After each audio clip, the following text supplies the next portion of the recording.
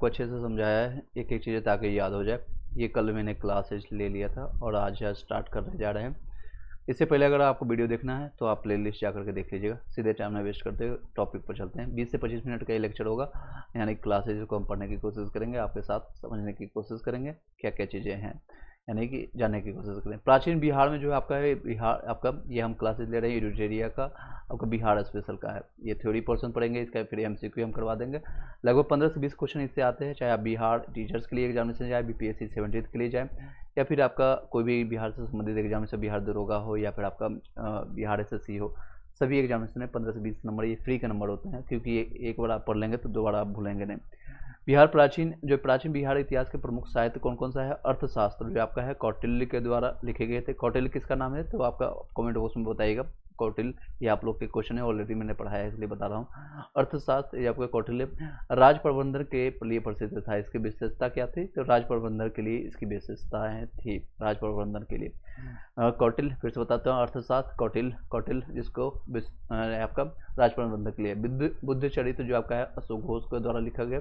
ये प्राचीन बिहार के जितने भी क्वेश्चन है इससे रिपीट होता है, ये बार बार बता रहा हूँ आपको।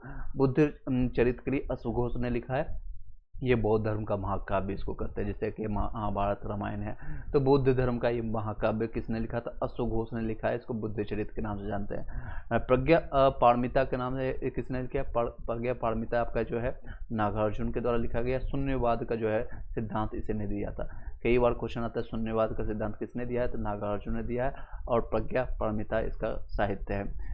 सी यू की नाम से ही पता चल रहा है कोई चाइनीज होगा। सी यू की तो ये आपका हैंगसांग है। ये किसके शासनकाल में आया था? भारत का यात्रा का विवरण करने से एक ट्रेवलर था, एक तो जैसे अभी ट्रेवलिंग ब्लॉग देखते हैं, मेरा भी एक छोटा सा ब्लॉग है, कभी कभी समय मिलता है तो मैं जा करके अपने जो भी है, चाहे आप कहीं भी घूमने गए तो उसको मैं अपने मेमोरी के लिए, ये नहीं कि आपको दिखाने के लिए या कुछ करने के लिए, मैं अपने मेमोरी के लिए बना करके रखता हूँ। जब भी भविष्य में समय मिलेगा तो मेरे फैमिली वाले भी देखेंगे, मेरे बच्चे देखेंगे, शायद हो सकता है मैं भी देख लूँगा। चलिए नेक्स्ट है एनी हाउ इंडिका एक मेगास्थनीज जो आपका पुस्तक है, ये मौर्य साम्राज्य का विवरण इसमें मिलता है। चंद्रगुप्त मौर्य की कहानी, चंद्रगुप्त द्वितीय, ये सारी चीज़ें इसमें आपको देखने को मिलेगा। ये किसके द्वारा है? तो ये चाइनीज था, ये भी चाइनीज है, चीन की आपको चाइनीज है।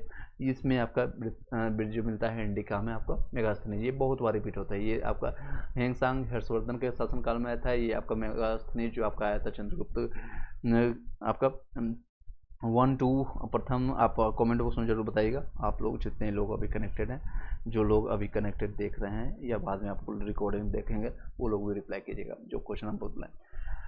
मिलिंद पन्हो नागसेन इसका लेखक है। ये बैक्ट्रियन शासक मिलांडर एवं नागसेन के जो वार्तालाप हुआ था इसका संकलन किया था। जो बातें करता है उसको भी कर दिया था, मतलब जो अगर हम आपसे बातें कर रहे हैं उसको भी एक संकलित कर दिया गया। ये सारी चीज़ें देख सकते हैं। तो ये इसको किसने किया था? तो मिलिंद पन्हो में किया गया था, नागसेन के द्वारा।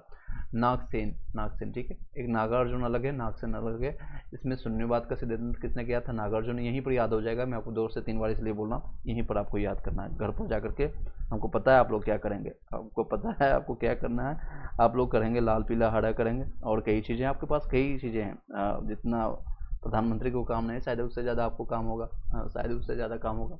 इसलिए चलिए, मेरा कर्तव्य है आपको सिर्फ बताना, आप लोग का काम करना है। ललित विस्तार जो आपका बुद्ध की लीलाओं का वर्णन मिलता है। महावंश से आपका श्रीलंका के राजाओं का वर्णन मिलता है। जातक कथाएं आपका है बुद्ध के पूर्ण जन्म की कहानी मिलता है। ये सिर्फ एक लाइन में खत्म कर रहा हूँ क्योंकि इससे ज़्यादा नहीं आता। एक तो एक जातक कथाएं है, इससे संबंधित आता है। ये क्वेश्चन आता है कि किससे संबंधित है? बुद्ध के पूर्ण जन्मों की कहानी मिलता है। यानी कि बुद्ध भगवान जो है क्या, यानी भगवान मानते हैं खुद को, वो कभी नहीं बोले कि मैं भगवान हूँ, लेकिन लोग जब उनकी कोई भी अनुयायी को फॉलो नहीं कर पाता है तो उसको भगवान मानते हैं। जिससे अभी के समय में कोई बोलता है झूठ नहीं बोलना है या अहिंसा नहीं करना है, हिंसा नहीं करना, गांधी जी को क्या है, आने वाले 50 साल 100 साल 200 साल के बाद उसको क्या एक भगवान की दर्जा दिया जाएगा। इस तरह के भी इंसान थे आज से 100 साल 200 साल पहले, जो कि भारत को आज़ादी दिलाया है। इस तरह की सारी चीज़ें, बुद्ध खुद को भगवान नहीं माने हैं, कभी भी नहीं माने। उन्होंने बोला जो प्रयास, जो मैंने मेहनत किया उसके से आप भी जो सर्वज्ञ ज्ञान प्राप्त कर सकते हैं, अपने मन की इंद्रियों को आप जान सकते हैं। ज्ञान प्राप्त करना क्या है, जो आपको जो चीज़ें है ज़िंदगी में एक्चुअली है क्या है, वो सारी चीज़ों को, ज़िंदगी मौत, ये सारी चीज़ों घटनाओं को जान लेना एक उचित समय में। उसी को कहते हैं। इसी तरह से महावीर ने ज्ञान की प्राप्ति किया, बुद्ध ने किया, एक सिद्धार्थ आम बच्चे ने, तो आप भी कर सकते हैं, कोई बड़ी बात नहीं। चलिए नेक्स्ट आप पढ़ेंगे, आपका नेक्स्ट टॉपिक रहेगा मध्यकालीन बिहार का इतिहास। मध्यकालीन बिहार इतिहास का देख सकते हैं, ये एक टेबल के तो फॉर्म में दे देता है, तो आपको ये सारी बिंदुओं को चार्ट में बना करके आप खुद से पढ़ सकते हैं, इसको समझ भी सकते हैं इन सारी चीज़ों को।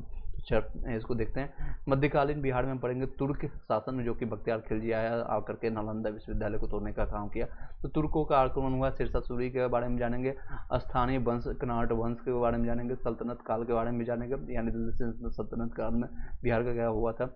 और सिख धर्म जो आपका जो है सिख 10वें गुरु जो हैं उनका जन्म हुआ था पटना साहिब में, पटना सिटी जो कि अभी वर्तमान नाम है, उनके बारे में भी चर्चा करेंगे। इसके बारे में कब हुआ था इनका जन्म, तो 1666 से याद रखिएगा, 1666 में होता। अफगान शासन बिहार में, सिरसा सूरी के बारे में जानेंगे। सिरसा सूरी ही एकमात्र ऐसा बिहारी शासक था जो दिल्ली सल्तनत पर राज किया था। दिल्ली सल्तनत जो कि हुमायूं को भगाने का काम किया था। कब भगाया था, 1540 में। 1540 में इतना पीटा उसको, इतना धोबी का डाल दिया था, वो भाग गया था। कहाँ भाग गया था, जहाँ से उसका बाप आया था, बाबर। नेक्स्ट है मुगल काल में बिहार, उसका सारे जानते हैं टॉपिक। शायद इंटरेस्टिंग लग रहा होगा जो लोग कनेक्ट हो पा रहे होंगे। पीआरटी में आपका 75 में चांसेस है। थॉट्स, चलिए नेक्स्ट है तुर्क शासक जो है आपका बख्तियार खिलजी। मैंने आपका थंबनेल या फिर ये सारी चीज़ें चेंज नहीं किया मेरे पास, हम बाद में एडिट कर लेंगे, आप देख लीजिए, सुन लीजिए जिनको सुनना है, 20-25 मिनट का। तुर्क शासन जो है आपका बख्तियार खिलजी जो है ये आपका रहता है, यही आपका जो आप बख्तियारपुर जंक्शन भी देखेंगे, पटना से आप पूर्व की साइड जाएंगे तो 45 किलोमीटर में।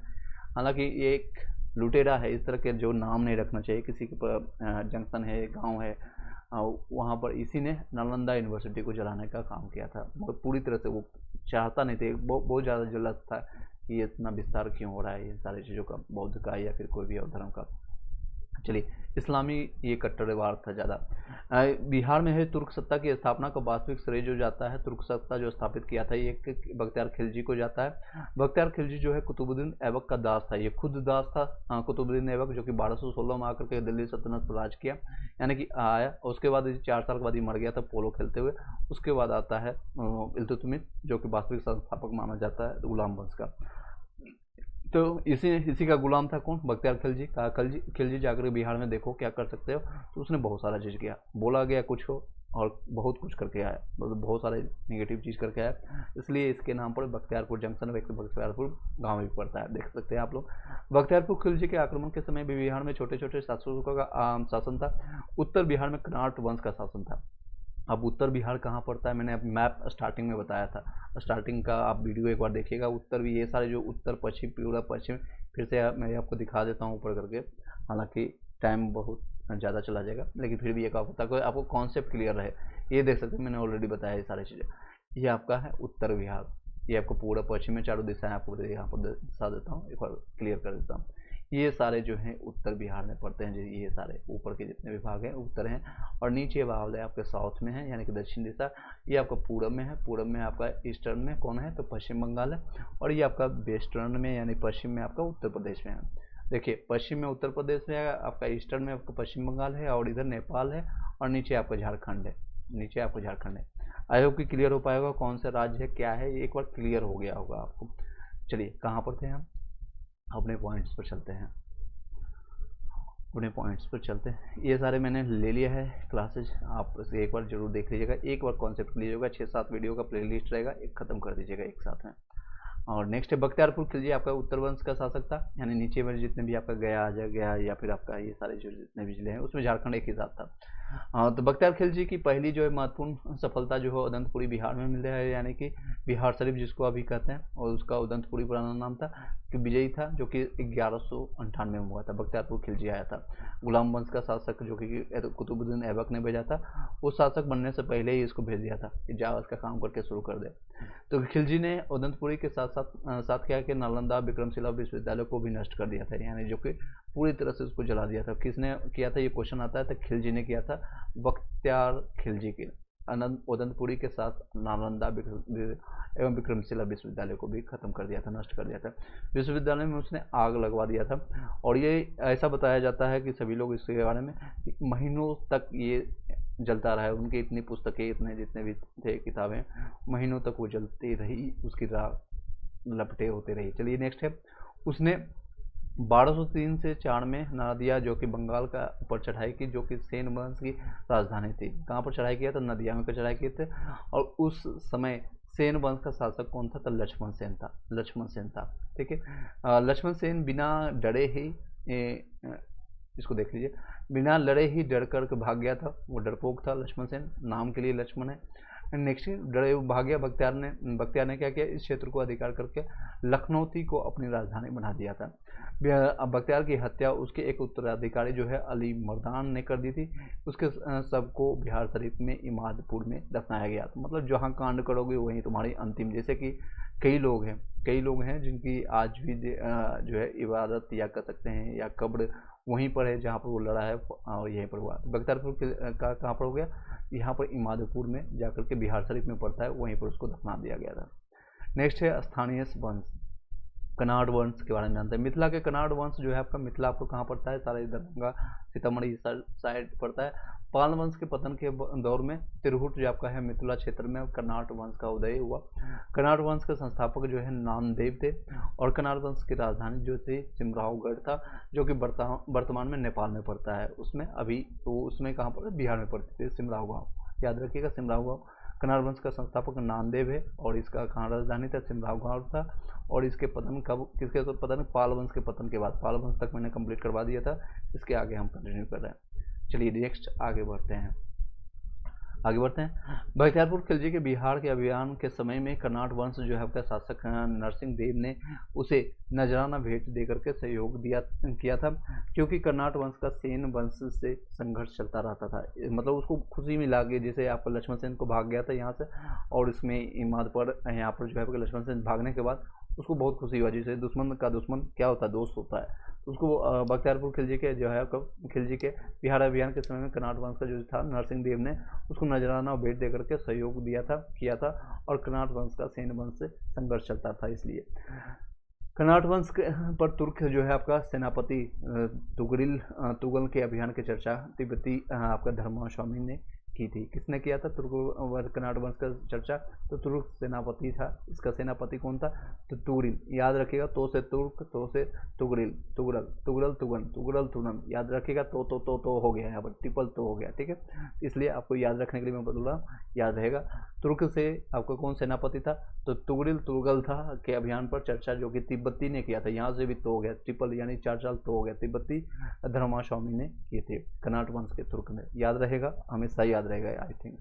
सामान्यतः दिल्ली के सुल्तान के साथ कर्नाट वंश का संबंध जो है नजराना एवं भेंट था, परंतु गयासुद्दीन तुगलक ने बंगाल अभियान जो कि किया था 1324 से 25 के क्रम में कर्नाट क्षेत्र पर विजय प्राप्त कर लिया था। ये बहुत समय बाद की बात है। ये हम घटना अभी पढ़ रहे थे 1198 के आसपास में, यानी 1200 समथिंग के 1203 की घटना थी। ये 100 साल के बाद आता है, 120 साल के बाद, जो कि कौन है? गयासुद्दीन। ये भी तुगलक दिल्ली सल्तनत का हिस्सा रहता है। नेक्स्ट है, गयासुद्दीन ने अभियान के समय कर्नाट वंश का शासक जो था कौन था? हरि सिंह देव था। गयासुद्दीन के समय में हरि सिंह देव था। और ये आपका शासन हरि सिंह जो शासन करता है 1279 से लेकर के 1335 तक समाज सुधारक भी रहा था ये हरि सिंह देव।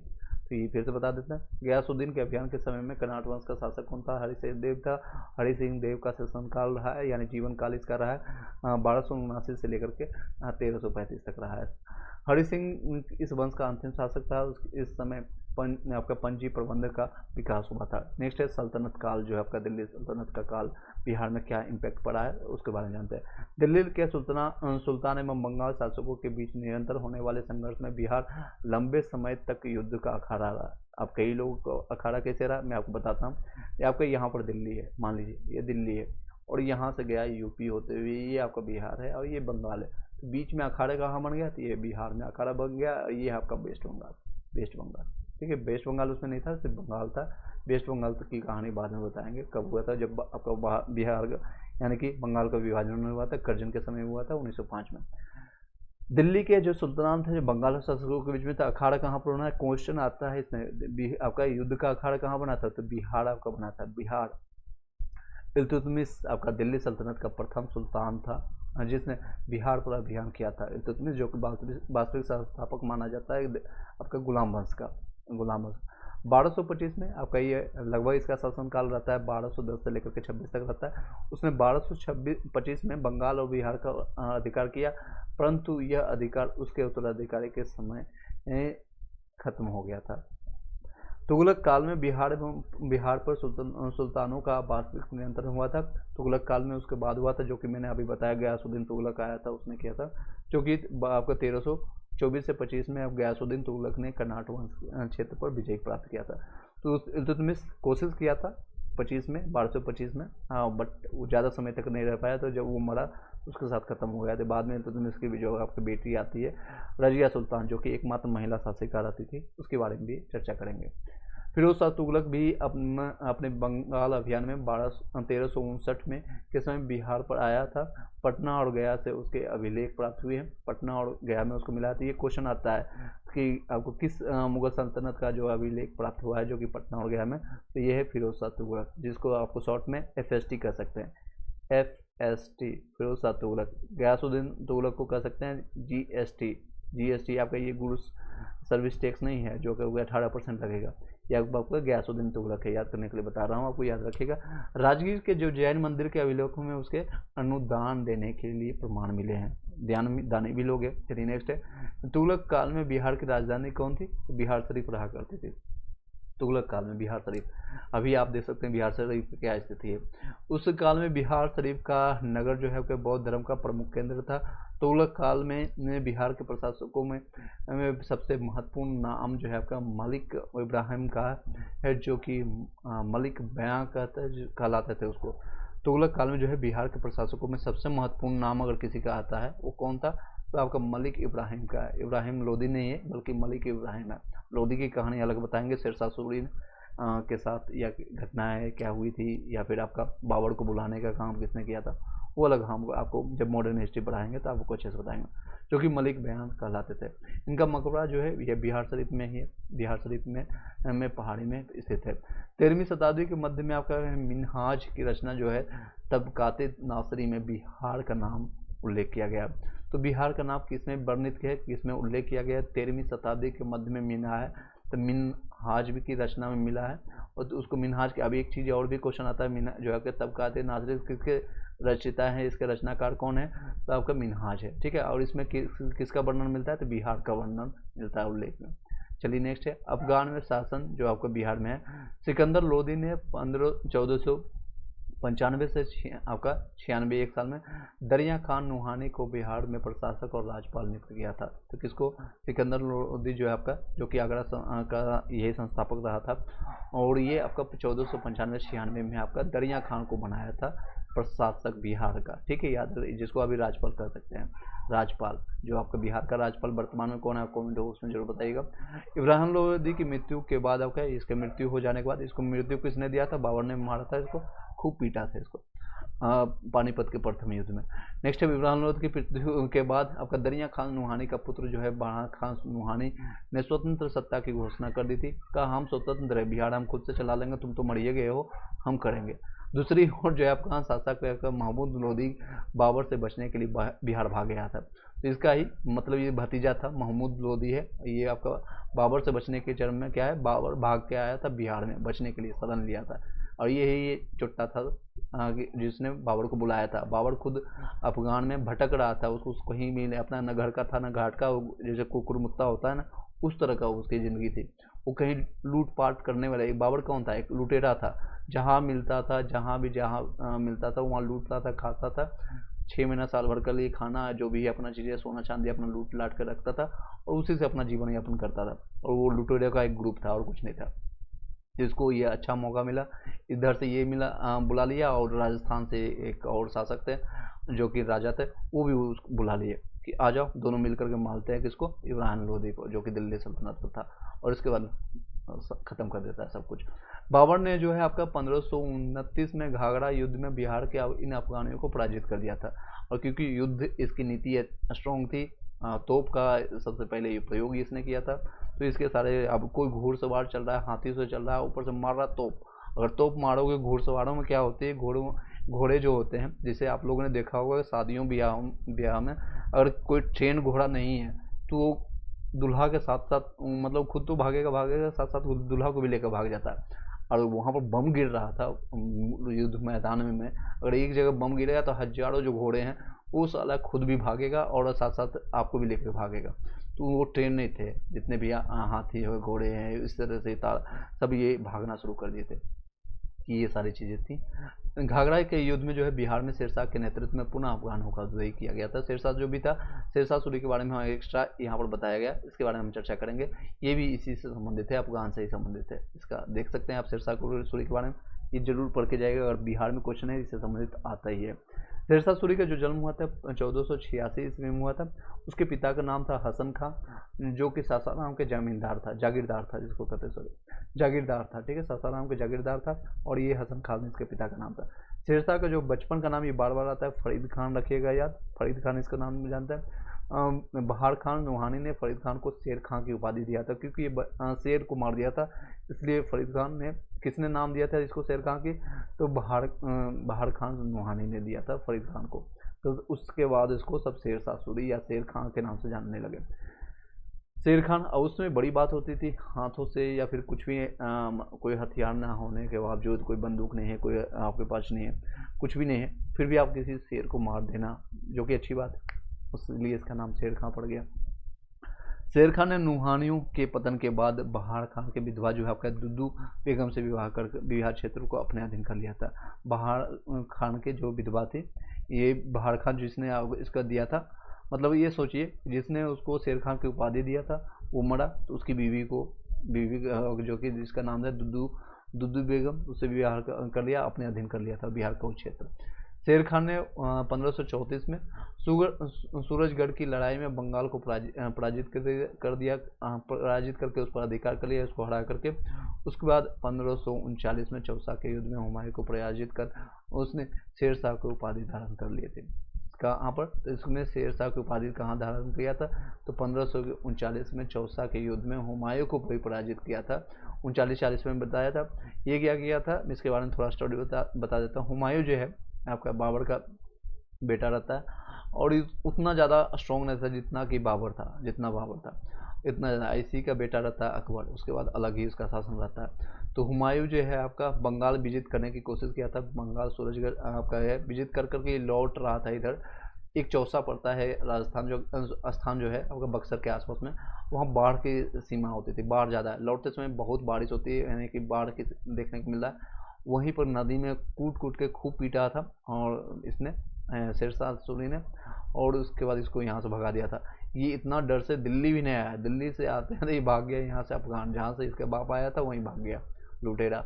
नेक्स्ट है 1540 में कन्नौज में आपका बिलग्राम युद्ध में होता है, और हुमायूं को पराजित कर उसने दिल्ली में सूरवंश की स्थापना किया था। कन्नौज में बिलग्राम जो युद्ध हुआ था, हुमायूं को पराजित कर दिया था, 2 बार हराया, एक तो चौसा में हराया था जो कि ये बिहार में बक्सर के आसपास में पड़ता है, और ये आपका 40 में आपका 1540 में कन्नौज जो है बिलग्राम युद्ध में हुमायूं को पराजित किया था। 41 में जो है आपका क्या किया था, शेरशाह ने पटना का दुर्ग जो बनवाया था और इस नगर को बिहार की राजधानी बनाया था, और इसी ने पटना, पहले पाटलिपुत्र हुआ करता था, इसने पटना का नाम फिर इसमें चेंज किया था पटना। इस का वर्णन जो है अब्दुल्लाह के तारीख है और दाऊदी में मिलता है। कहाँ पर मिलता है, अब्दुल्लाह के दारी में मिलता है। शेरशाह ने 1543 में रायसीन, 1544 में मावड़ा को विजय किया, 1545 में खलंजर अभियान में गोला फटने से ये घायल हो गया और उसकी मृत्यु हो गई थी। कब, इसमें 1543 में। 10 साल के बाद हुमायूं फिर आता है डर से। उसके बाद चलिए शेरशाह कंप्लीट कर लेते हैं, उसके बाद फिर बाद में कल करेंगे। शेरशाह ने अपने जीवन काल में सासाराम में इंडो इस्लामिक स्थापत्य कला पर आधारित मकबरा का निर्माण करवाया था। इसके बारे में मेंस में भी क्वेश्चन आता है, ये ध्यान रखिएगा। शेरशाह की मृत्यु के बाद जो है उसके पुत्र जो है इस्लाम शाह ने इसे बनवाया था। कृत्रिम झील के स्थित के मध्य स्थित सॉरी, यह इमारत आकार में अष्टकोणीय है, लाल बलुआ पत्थर से बना हुआ अष्टकोणीय, याद रखिएगा। शेरशाह ने बिहार में रोहताश किला भी बनवाया था। शेरशाह ने जब्ती प्रणाली जो चलाई, जिसमें भूमि की माप के लिए आधार पर लगान निर्धारण किया जाता था, बाद में इसे अकबर ने भी अपनाया था, तो अकबर ने इसको कॉपी किया था, ठीक है, इस जो हुमायूं का बेटा था।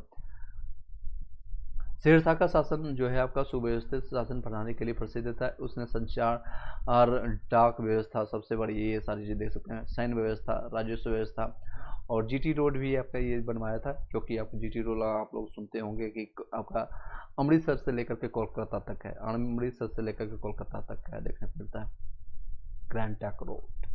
नेक्स्ट है सुधार देखने को मिलता है। शेरशाह के बाद इसका पुत्र जो है जलान खान, जो कि इस्लाम शाह की उपाधि के साथ गद्दी पर बैठा। बाद में सूर्यवंश जो है 3 भागों में विभाजित हो गया था, और 1555 में मछलीबाड़ा एवं सरहिंद में युद्ध में हुमायूं ने जो है दोबारा आता है लगभग 15 साल के बाद 1555 में। उसके बाद अगले साल ये मर भी जाता है, 1 साल के लिए आता है हुमायूं फिर से अफगान से, पूरा सेना शादी ब्याह करके बच्चे बच्चे पैदा करके फिर आता है वो अपना पूरा टुकड़ी लेकर के, सिकंदर सूरी को पराजित करता है, जो कि ये सिकंदर सूरी जो रहता है आपका शेरशाह सूरी का वंशज रहता है, पराजित करके फिर उसका सूर्यवंश का अंत हो जाता है यहाँ से शेरशाह सूरी का।